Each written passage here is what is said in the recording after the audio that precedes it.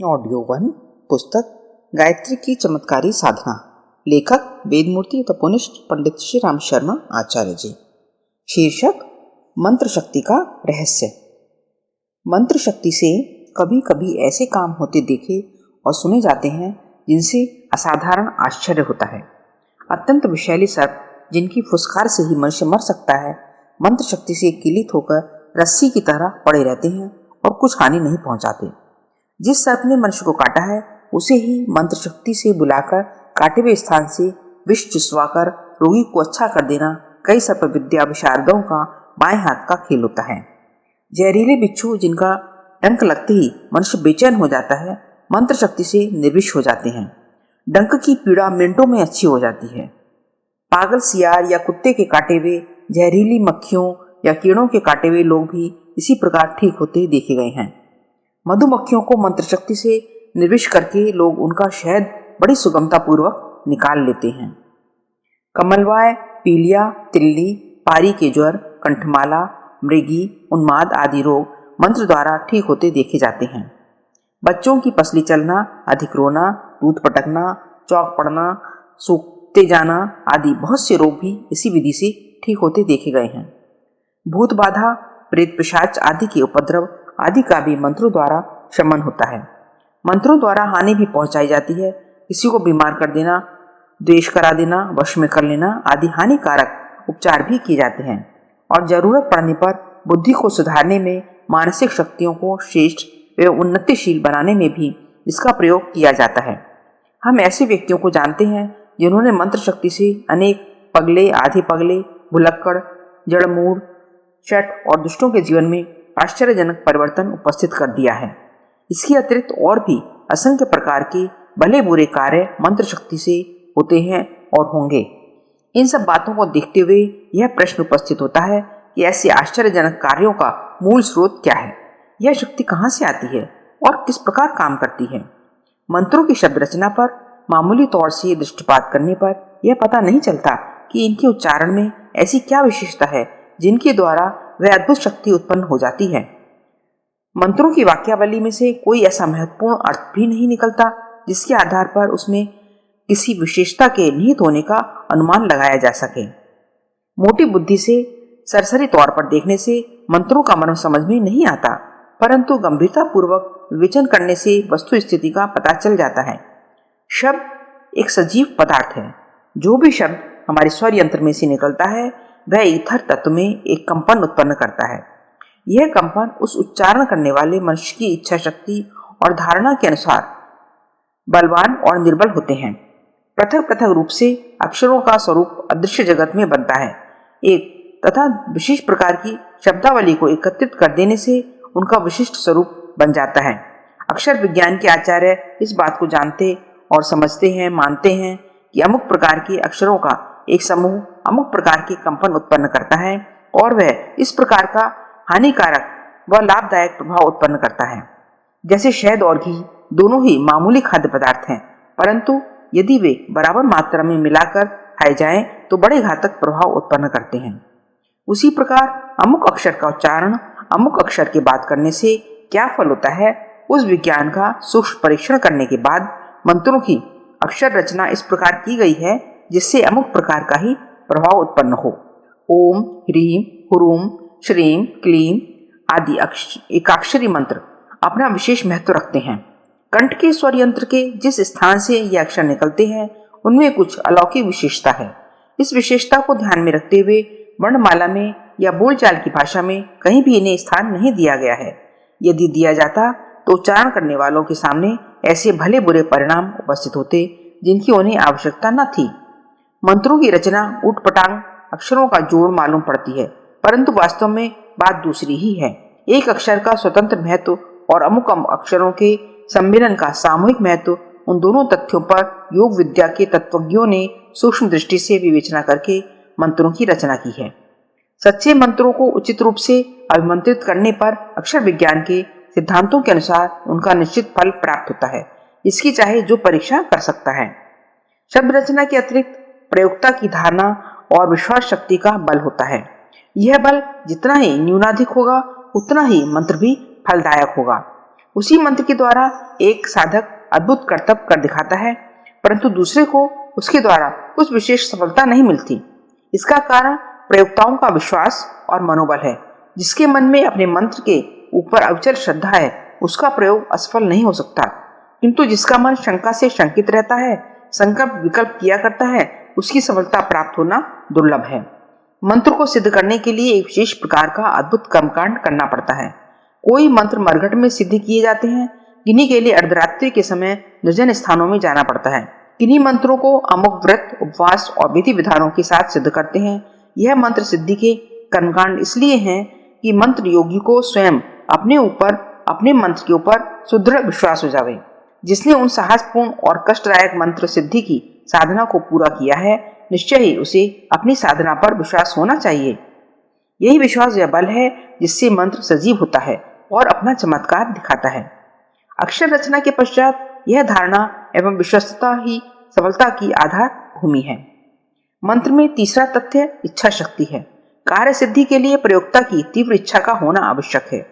प्रयोग के साथ साथ अपनी संपूर्ण मानसिक शक्तियों को एक स्थान पर एकत्रित करके सफलता की उत्कंठ आकांक्षा में अपना मनोयोग लगाना होता है। विभिन्न दिशाओं में काम करने वाली शक्तियां जब एक ही दिशा में पिल पड़ती हैं, तो उसी प्रकार अचरज भरा कार्य हो जाता है, जैसे आतिशी शीशे के थोड़े से क्षेत्र पर बिखरी हुई सूर्य किरणें एक स्थान पर एकत्रित कर देने से आग जलने लगती है। मंत्र की सफलता के ये 3 आभ्यंतरिक तथ्य हैं। चौथा तथ्य बाहरी है, वह भी इन 3 की तरह ही आवश्यक और महत्वपूर्ण है।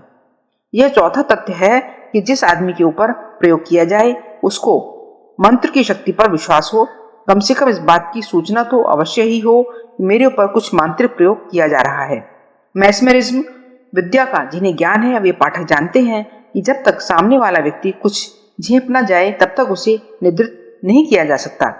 कोई कठोर मनोभूमि का आदमी दृढ़तापूर्वक कह दे कि मेरे ऊपर कोई मैस्मेरिज्म नहीं कर सकता, तो उसको प्रभाव में लाना कठिन है। मंत्र योग और मैस्मेरिज्म एक ही पेड़ की 2 शाखाएं हैं। इसमें भी वही सिद्धांत काम करता है।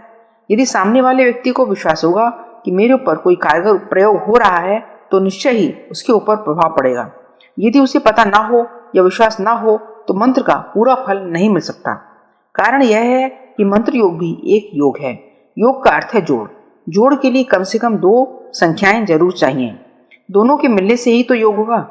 यदि एक पक्ष मिलने से इनकार करे, तो जोड़ का, योग का, मंत्र योग का समुचित लाभ होना कठिन है। जिसके ऊपर प्रयोग किया गया है, उसका विश्वास भी साथ में होना चाहिए। यदि वह नहीं, तो प्रयोग उतनी ही मात्रा में सफल होगा जितना कि एक हाथ से ताली बजाते में सफलता मिलती है। जो प्रयोक्ता सदाचारी, संयमी, सद्भावना युक्त है, जिन्हें अपनी साधना पर विश्वास है, जो दूसरों को अपने प्रभाव में लेने की कला से परिचित है, उनके मंत्र कभी झूठे नहीं होते। ऐसे मंत्र योगी आमतौर से अपने उद्देश्य को पूरा कर ही लेते हैं। उनके प्रयोग प्रायः व्यर्थ नहीं जाते हैं। शीर्षक गायत्री की दैनिक साधना। निसंदेह मंत्रों में बहुत बड़ा बल मौजूद है, और यदि कोई उनका ठीक ठीक उपयोग जान ले, तो अपनी और दूसरों की बड़ी सेवा कर सकता है। गोस्वामी तुलसीदास जी का कथन है कि मंत्र परम लघु जासु बस, विधि हरि हर सुर सर्व, मदोन्मत्त गजराज का बस करी अंकुश खर्च। यूं तो बहुत से मंत्र हैं, उनके सिद्ध करने और प्रयोग करने के विधान अलग अलग हैं और फल भी अलग अलग हैं, परंतु एक मंत्र ऐसा है जो संपूर्ण मंत्रों की आवश्यकता को अकेला ही पूरा करने में समर्थ है। वह गायत्री मंत्र है। गायत्री मंत्र ऋग्वेद, यजुर्वेद, अथर्ववेद और सामवेद 4 वेदों में है। इसके अतिरिक्त और कोई ऐसा मंत्र नहीं है जो 4 वेदों में पाया जाता हो। गायत्री वास्तव में वेद की माता है। तत्वदर्शी महात्माओं का कहना है कि गायत्री मंत्र के आधार पर वेदों का निर्माण हुआ है। इसी महामंत्र के गर्भ में से 4 वेद उत्पन्न हुए हैं। वेदों के मंत्र दृष्टा ऋषियों ने जो प्रकाश प्राप्त किया है, वह गायत्री से प्राप्त किया है। गायत्री मंत्र का अर्थ इतना गूढ़, गंभीर और अपरिमित है कि उसके एक एक अक्षर का अर्थ करने में एक एक ग्रंथ लिखा जा सकता है।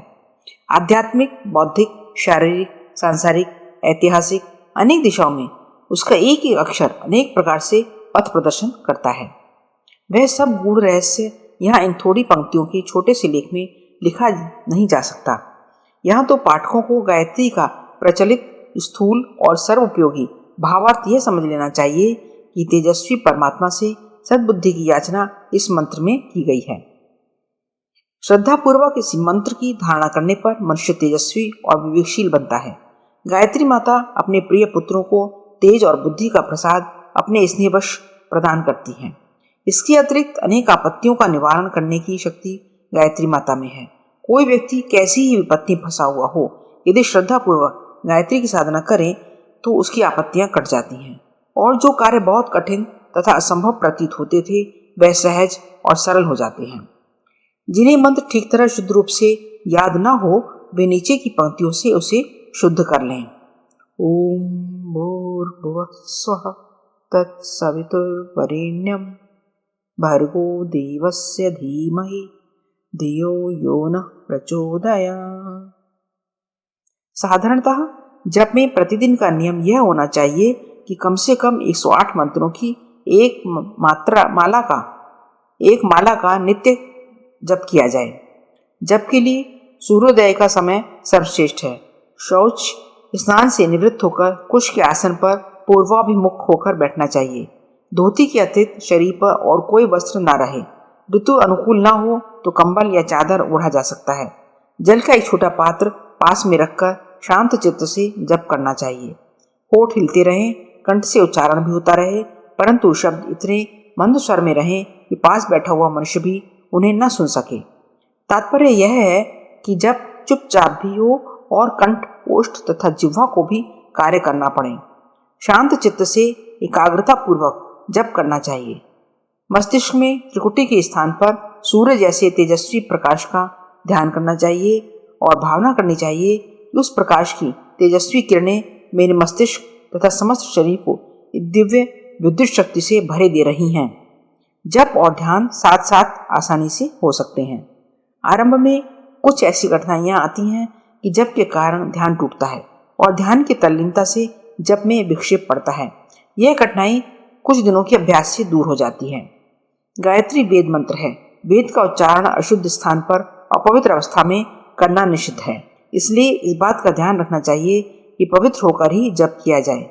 स्नान यदि संभव न हो तो हाथ, मुंह, पैर अवश्य ही धो लेने चाहिए। कपड़े धुले हुए न हो तो धोती को छोड़कर अन्य वस्त्र उतार देने चाहिए। जप के लिए यदि कुश का आसन न हो तो चौकी आदि लकड़ी की किसी चीज का प्रयोग किया जा सकता है। ऊनी आसन भी किसी हद तक ठीक है। रेशम, मृगछाल आदि के आसन भी वैसे शास्त्र सम्मत हैं, परंतु इनमें जीव हिंसा होती है। इसलिए जहां तक हो सके चमड़े के आसन काम में नहीं लाने चाहिए।